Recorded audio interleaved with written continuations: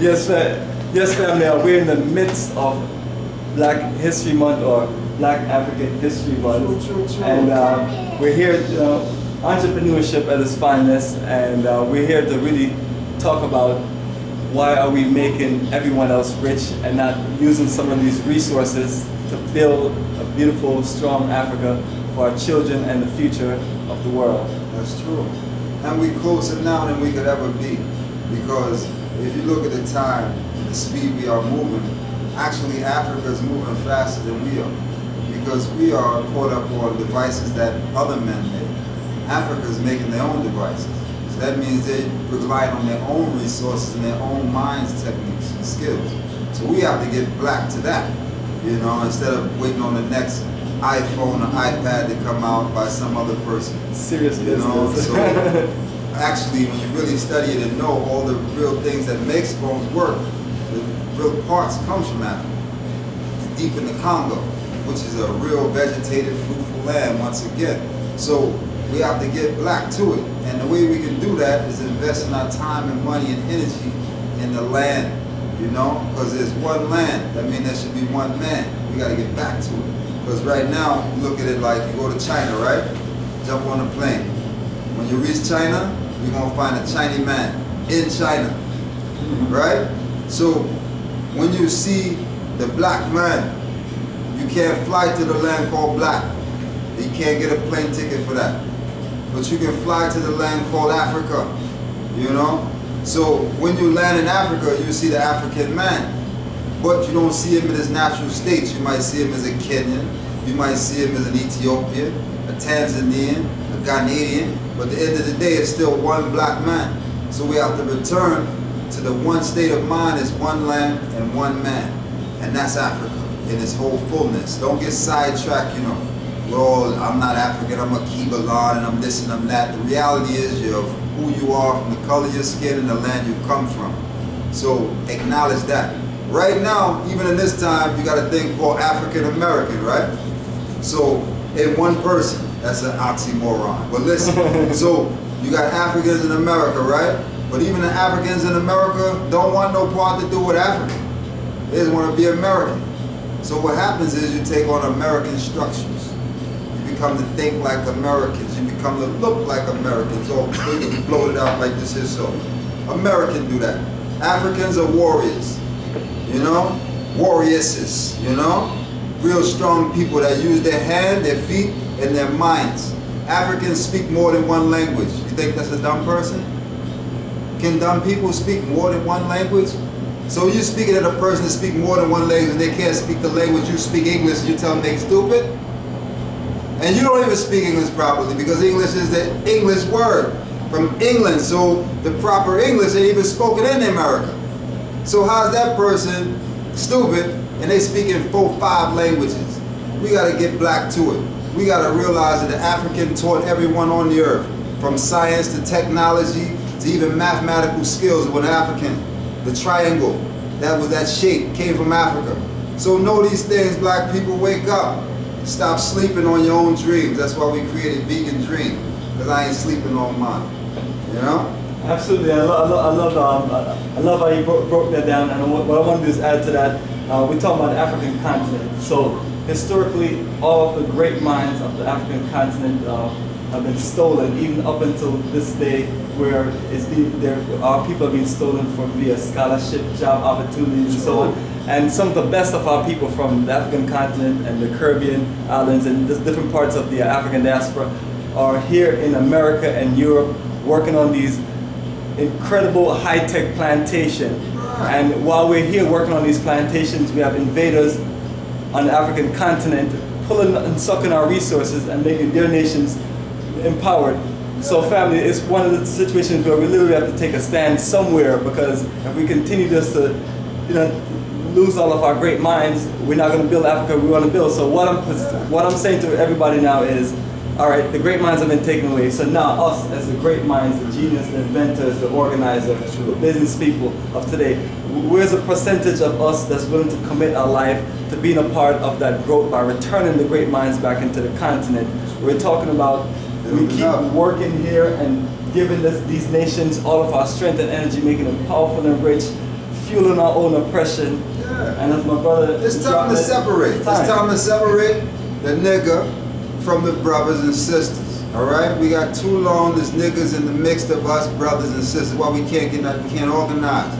We got too many niggas in the mix. Listen, a nigger destroys, right? A brother builds, okay?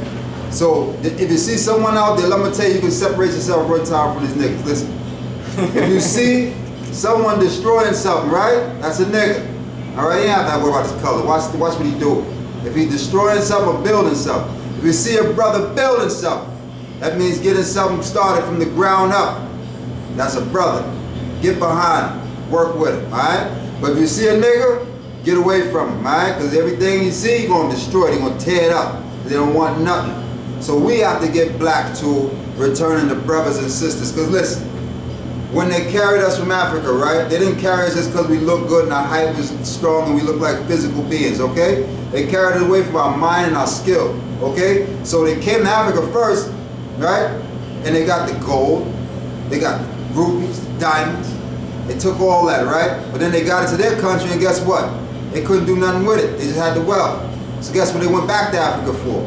To get the laborers, to get those that work the land, to get those that build the land. That's how you have people in this place like Benjamin Banneker, who built the whole Washington, D.C., okay? Design, architects, black men and women. So we have to return those minds black to where they come from. You know what I mean? And that's Africa. So look, back to Africa is the movement. Building up Africa is the forward success for our ancestors in the future and in the past. Because our ancestors didn't get on no slave ship, right? And travel all these miles on no slave ship, right? In shackles, right? In feces, right? And couldn't get out. Some of them had to leave there with one sugar cane to eat for the whole trip. Okay, you think one day in those ancestors' prayer that they said, I hope my great-grandchildren get comfortable in America and become happy slaves? Never. That didn't happen. That never happened. They died for your freedom. They died for you to rise up. So rise up and stop sleeping. You know, one of the fight has always been, since our people were stolen from the African continent, there's always been a fight historically to get back to the continent. Even now with, you know, brothers like myself organizing these wonderful tours to connect our people to the African continent for repatriation and investment. It's been that fight continuous, and now in this modern day time, we just really have to step it up. Right now, the different countries in the African continent, we're talking about building the factories we need, building the institutions that we need. We're talking about sustainable land, building sustainable communities, not paying these evil, wicked exploiters to charge us for electricity, water, to air, tax us there, and so on. All of your hard-working resources are being put back into the system to oppress you. So what we're saying is the African continent, the land is there, and all we need to do is make our move, work together and build the land, and anything that we need to build or desire, we can build. Think of this. What are you paying for electricity for when the sun shines in the east, right? It's the hottest place on the earth. We can build solar panels. We can light up the whole Africa. Wind turbine. Wind turbine. Did you know that in Ethiopia we have the white blue Nile and the white Nile and the blue Nile? Did you know these Niles flow basically throughout the whole Africa, and it actually goes down towards South Africa and comes back up again and flows like a complete circle like that? And that's why the river is the only place in the world where a river not just flows down, it flows up. The Most High created that. We have the power to control these things and bring light and power and energy and natural resources to the earth. So don't sleep on your future, people. Let's wake up. Africa is the future. You see, I say don't believe the lies. Just remember Africa's on the rise. Absolutely, and we're at a point now where you know, you still hear people say, I'm not an African, I'm not this, and you know, they're still talking about I'm not an African American, I'm just an American. And I want people to think about all the hundreds of years we've been here, doing our best to be a part of this nation, and even at our best and our finest hour, we're still being told and shown blatantly that we're not wanted. And you know, to the point where we as a people, you know, what if the government said, black folks, it's that time. You know, what folks gonna do? You know, that's why the best thing for us to do is build the African continent. Now, so we don't have to, you know, so we have a permanent home. We have a power structure that defines us, that respects us.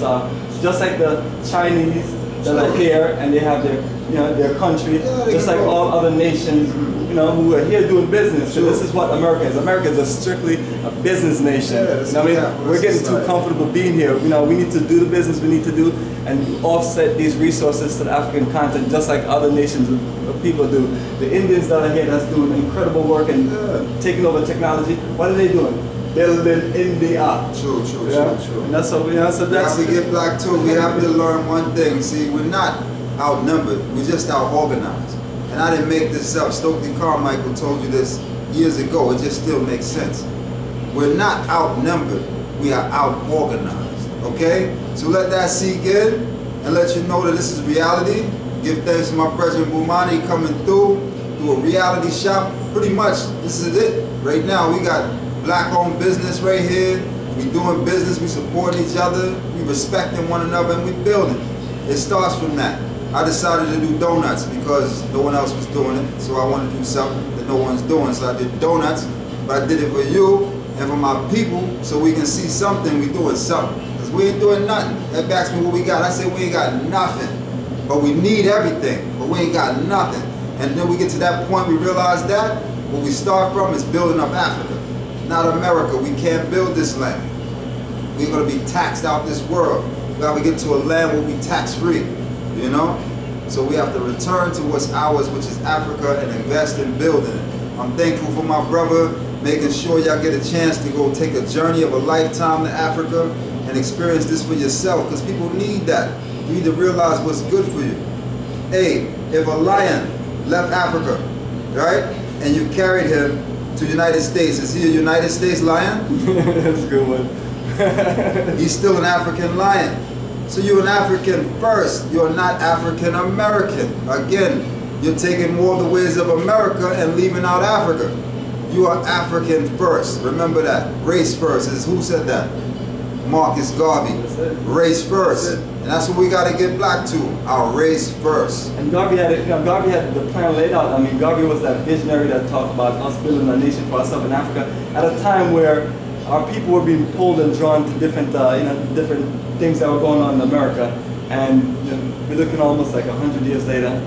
Garvey's on point. True. So we can't make these mistakes too much longer. We need to get busy, and we need, for those who are out there, the soldiers, the workers, the visionaries, the geniuses who have that energy and understand what we're talking about, understand what we're talking about, come connect with us and let's grow Africa and let's grow some wonderful things and wonderful future opportunities for our children. I do not want my child to just be here in the plantations of America, giving all of his energy that we sacrificed to raise him, and same to my brother and his family, and that's why we build a family enterprise. So one of the things you can do right now, we build more family enterprise and connect with each other, and these are the things and these are the ways how you build enterprises, and these enterprises can be transferred to the African continent and worked in with the roots and the culture there in the different countries.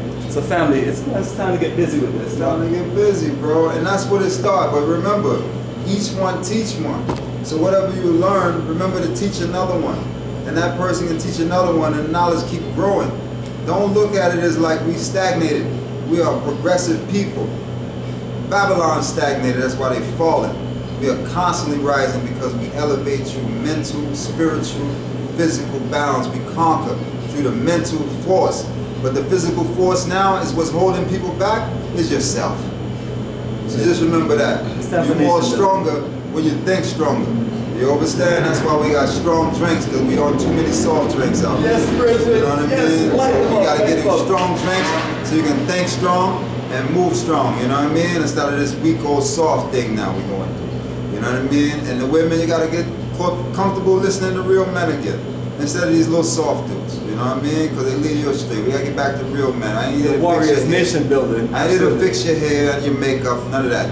You understand? But I'm here to prepare a way for the next generation to come, and that take hard work. And then another thing too, don't get caught up on the word prosperity, okay? Because let's hear a lot of y'all bigging up the word prosperity, but you don't even know what prosperity is. Because in order to see prosperity, it comes with two things. It comes with hard work and sacrifice. Okay? There's no such thing as prosperity without hard work and sacrifice. And Africa will be that prosperous place when we put in that hard work and that sacrifice. Give thanks. Absolutely, family. And family, keep it strong. Reach out to us and let's make this thing happen. Keep it strong. One.